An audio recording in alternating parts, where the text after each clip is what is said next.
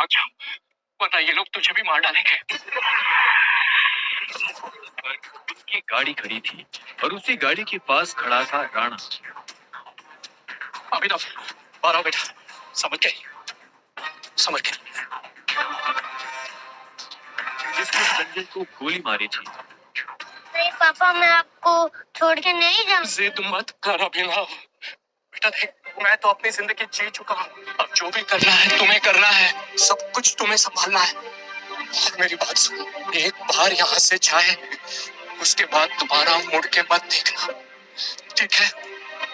संजय ने कहा और अपनी उंगली में से एक सोने की अंगूठी निकालकर अभिनव को थमा दी।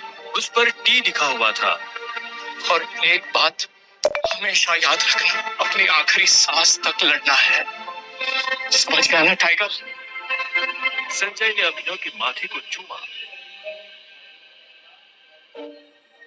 Run tiger, run tiger run. और अपनी बंदूक लेकर उन लोगों का सामना करने के लिए गली से बाहर निकल गए। संजय जैसे ही अपनी गाड़ी के पास पहुंचे, राणा ने संजय पर बंदूक मार दी।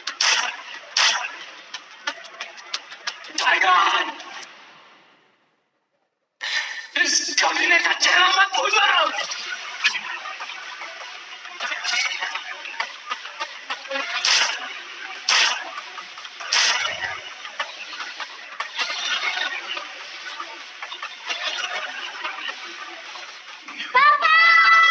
अभिनव चिल्लाया और अचानक से उसकी नींद खुल गई।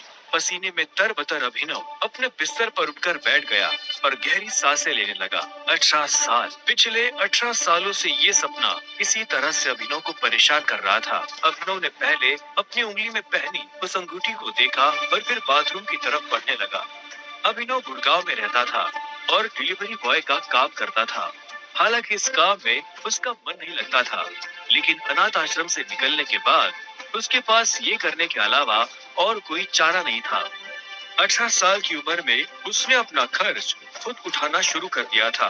उसकी जिंदगी में बस एक ही खुशी थी, उसकी गर्लफ्रेंड वैभवी। जब भी वो वैभवी को देखता तो अपने सारे दुख भूल जाता था।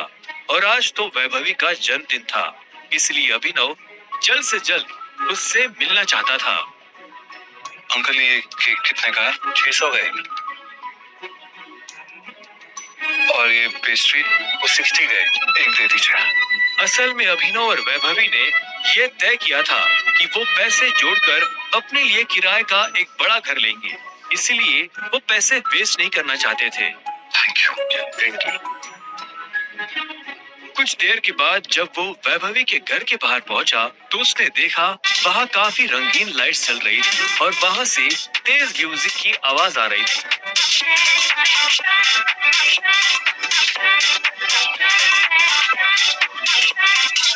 वैभवी, ये सब क्या है?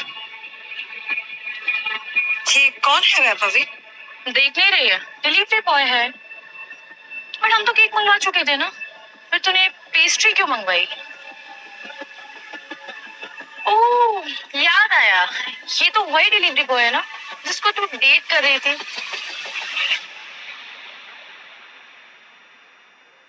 ओह कम ऑन यार वैभवी, तेरा स्टैंडर्ड इतना गिर जाएगा मुझे नहीं पता था।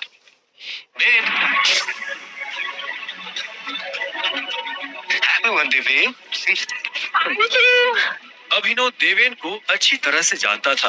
वो एक बड़े बाप का लड़का था और हर वक्त वैभवी के आसपास मंडराता रहता था। देवेन को यहाँ देखते ही अभिनव का दिमाग खराब हो गया। उसके हाथ में एक बड़ा सा गिफ्ट था। उसके आगे अभिनव के हाथ में लटकी पेस्ट्री की थैली कुछ भी नहीं लग रही थी। मेरी वैभवी को छूने की तेरी हिम्मत कैसे? दोस्तों, तुम लोगों को मेरे ऊपर डाउट था ना, मेरे स्टैंडर्ड्स पर डाउट था। अब बताती हूँ मेरे स्टैंडर्ड्स क्या है।